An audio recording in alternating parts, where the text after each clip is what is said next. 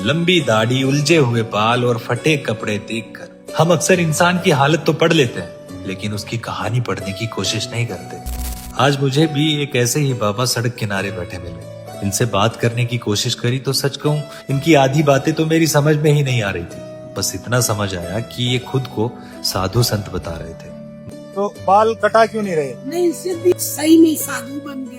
मथुरा से आए हैं, फिर मथुरा चले जाएंगे। कपड़े आपके पास और कपड़े फटे हुए कपड़े हैं? हमको जरूरी नहीं, हम लोग सोते नहीं है। सोते नहीं हो?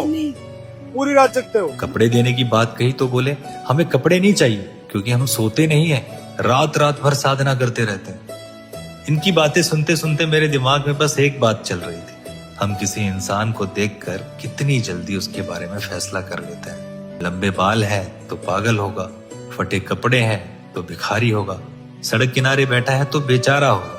लेकिन शायद हम ये भूल जाते हैं कि कपड़े और शक्ल देखकर किसी इंसान की पूरी कहानी नहीं समझी जा सकती। और इंसानियत का मतलब सिर्फ किसी को खाना या कपड़े या पैसे देना ही नहीं है।